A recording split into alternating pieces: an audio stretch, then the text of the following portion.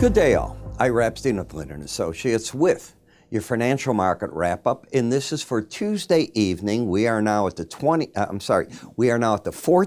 of January 2020, and we're at about 5:45 p.m. Central Time. Interesting day. You now have the new specter of the stock market slipping on. We're going to be seeing apparently this week the impeachment, articles of impeachment delivered to the Senate. The Senate, according to Mitch McConnell, is setting next Tuesday as the beginning of the trial date. If the articles are delivered, the Senate is talking of delivering the USMCA, that's the U.S.-Mexico-Canadian trade agreement deal, set for a vote on the floor of the Senate. That should get quick passage. So it's the strangest time. Tomorrow we get the Chinese-U.S. trade deal signed. This week we might see final passage of the USMCA deal. In any other environment, two stellar things, and then the long shadow of the impeachment is right over both of them. Wow. Now on the USMCA deal, there's more to this than meets the eye. I hear there's a side agreement that will not be made available to the public. And in that agreement, they lay out how tariffs come off, and not all the tariffs are coming off that we thought were coming off on the signage of this deal, that those tariffs, some will stay in place for 10 months, and the president will decide at that point, going into the November election, I think of the timing of all this, has China met its obligation? Should tariffs come down? Should other tariffs go on? Where are the two? And how are they doing on the phase 2 negotiations along the way? You talk about your hands full, you have it. Energy markets today came down and found their footing, whereas you're still not finding footing in the nat gas. In other words, you get rallies and the market just can't hold them. Bonds and notes in the evening trade up. And remember, these quotes right now, since I'm at 5:45, are for Wednesday trade. The markets reopen at 5 p.m. In the metal markets, I'm getting to areas here where if you look at my metal report, we're getting down to some very interesting areas for support. But let's go to the S&P. Any way you cut it, even with the down right now, you're still up 16 points on the week. And going for the Wednesday trade, it's still an all-time high. If the market were to finish here, close. Let's applaud it. You can see how the markets had this wild trade day. I'm calling that Missile Day. I'm just going to remember that, MD, Missile Day. And that's the day, obviously, that we saw Iran shoot the missiles at the U.S. All over the news tonight, they're showing footage of the first rocket attacking the plane, the Ukrainian plane. It's the second one that took it down, and we're seeing in the streets of Iran all the protests over this, and of course we're being blamed for it, and I say the U.S. because Iran is saying had there not been those tensions, and there's logic there, then those missiles wouldn't have been armed and set, and the people that did it were in air. The problem is Iran covered it up. They made their own situation worse. We've seen that in U.S. corporate America, right? So you have that rally off this big break. Has it run its course in the near term? That's the question you have to ask. The pattern on the chart is the lower low and a higher high. When we take a look at the market, support comes in, as I see it, back at the 18-day moving average of closes at 32.4775. Resistance is right here, the upper Bollinger Band. For those of you that have access to my morning subscriber video, I've been very adamant that this is a resistance point. That doesn't mean that the market can't go higher, but buying against that point, I'll let you do that. Not something I teach. You got the 100-day, the 200-day average. Certainly everything's still in a bullish scenario here. When you look at slow stochastics, they've not backed off at all. They are still fully embedded, and until they lose that embedded status, while you could get breaks and back away from that Bollinger Band, I'm the #1 bull in the market. I have not changed my position. Lose that reading, then I look for prices to slip down. When we come to the March NASDAQ, it's the same thing. Notice how the market's locked in with that bullish embedded reading.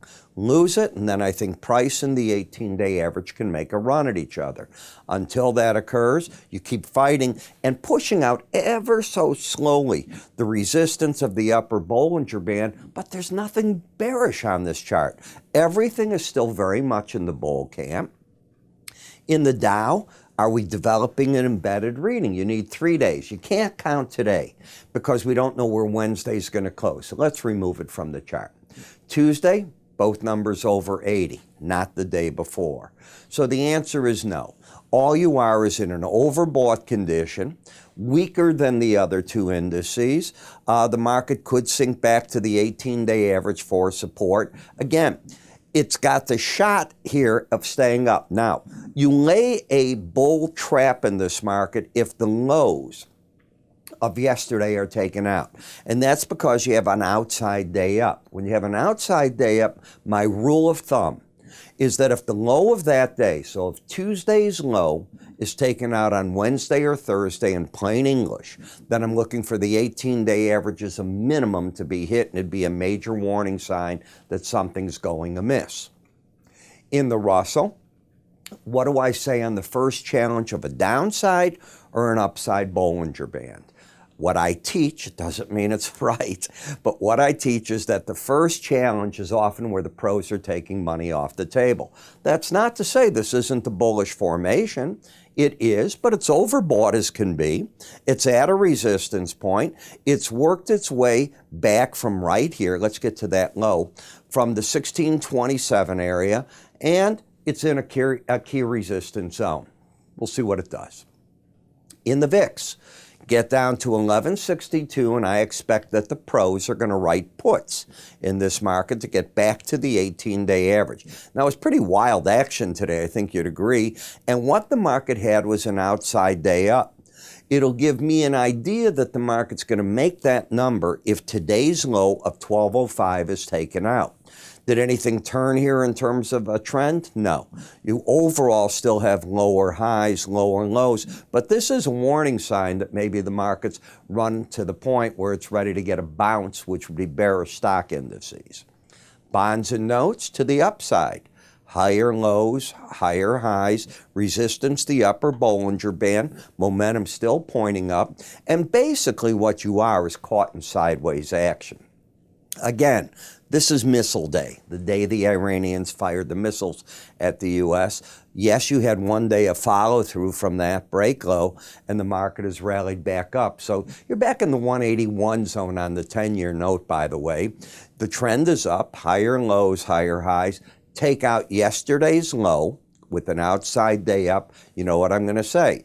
It would be a sign, if that's done today, which is Wednesday or Thursday, that something's amiss here. Right now, the market seems to be happy with the lowering of the rates slightly. When we come to TLT, and I want to remind you, for those of you that are paid subscribers to my full research or my morning subscriber video, Day 2 today of the Spider ETF video is ready on our website. Just go to your member login on our website. It's there, and I did a full one today. It's even got the bars that slide at the bottom and tell you what section you're in. So that's what you're getting for a bit here, and I think you'll like it. There's plenty of charts. But to make a long story short, you're still in an uptrend. Higher lows, higher highs, resistance, the upper Bollinger Bands right now. You finished 138.73. The Bollinger Band's 139.10. If that gave ground, I'd look for 140.14, and negating this would be taking out yesterday's low, 137.39, I think that is. In the dollar index, still in an uptrend. Higher lows, higher highs. Now, there's a warning sign today in the sense that you tried to get back to the old high and didn't do it, but you still closed higher.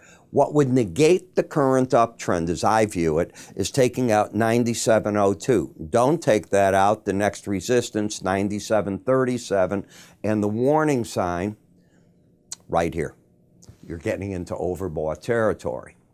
In the Eurocurrency, we've had a pattern of lower highs, lower lows. The market didn't get enough momentum to make it to the lower Bollinger Band. It certainly cleared the 100-day average in green. Then it pulled back to it because when you get under it, that offers some resistance, and it's fighting right there now. If you get a lift in the market, the resistance is 111.92, the 18-day average of closes. The market turns bullish. I'm going to use that word on you. On a close over 111.92. So that could leave this market with having had a correction and the market's ready to turn the corner. Who's controlling the market right at this moment? Still the bears. In the British pound, I wonder if we got close enough down here where the market's saying, okay, we're not going to give you the lower Bollinger Band. We've reached a point where there's going to be some short covering. The trend is down. You're too, in my opinion, you're too oversold to necessarily see a lot of new shorts coming into the market. Resistance back at 130.95. Japanese yen, what's classic for me the way I teach charting? The first challenge of a Bollinger Band, be it on the upside or downside, is where I often, especially when you get these vertical moves, look for the pros to step out of a market. Well, here you are yesterday. This is today. You get down to 91.03, the lower Bollinger Band's 91.07.5, and now you finished at 91.21.5. Oversold, hit that target. I think pros took some money off the table.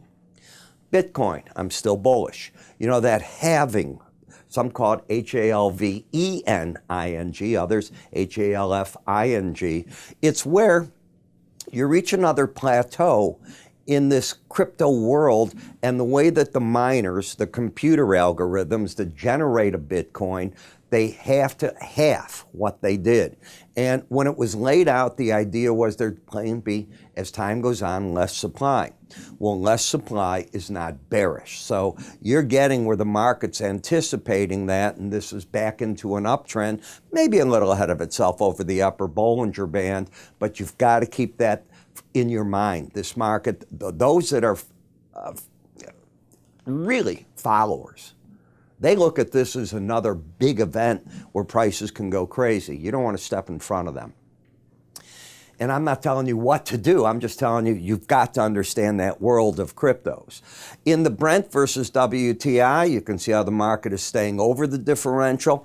This differential is not narrowing in. Somebody's still thinking that it's worth that premium because Brent is the most vulnerable, and especially with the fact that Europe is really coming against Iran for Iran kicking out, as you can imagine, of the nuclear deal and getting all these other reactors, wanting to get them going, getting more nuclear material in its hand, and they may come down on them very hard at the UN and go back to sanctioning them. The market is worried about that, and instead of waiting for it to happen, I think it's putting in some premium.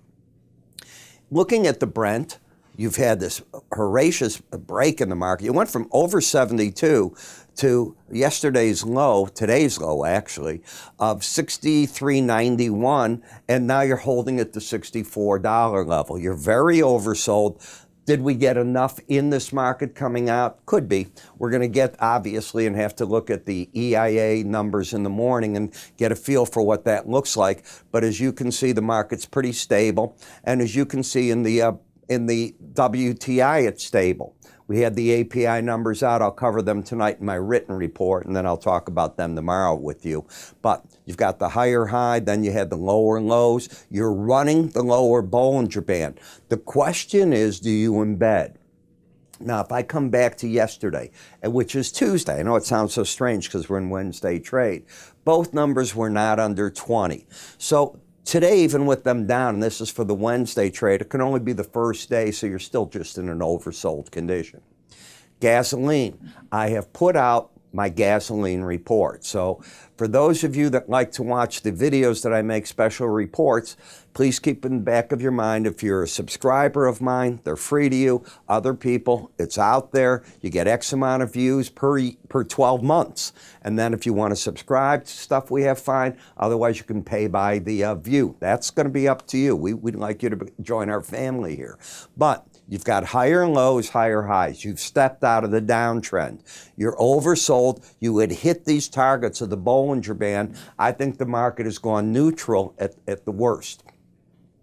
In nat gas, was that it? Today's rally? You know, there's some numbers here that I was showing my my morning subscribers. I was hoping it would get a little closer to 223.5 because I am just looking at this as one of these rallies that is destined to doom over time.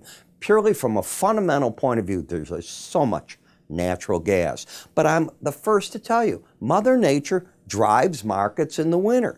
So when you get everybody that's too short maybe on these markets, you get a bounce.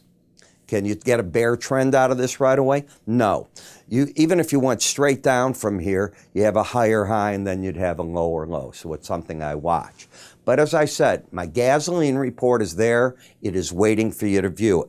All you do is go to our website, www.iraepstein.com, under research. You're going to get in it price counts. They're there. The weekly charts are there. The dailies are there. I go through the seasonals in pretty good detail, giving you an idea as to when the real rally for the summer begins. It's not when most of you think. This market starts coming to life a lot earlier, right around the corner, on a seasonal basis than people think. So if you want to learn about that, I give you all the reasons in it. It's about a 15-minute video. It's certainly I cover detail. www.iraepstein.com, under the word research, and you'll see it's right there, gasoline. You have a good day. I'll talk to you tomorrow.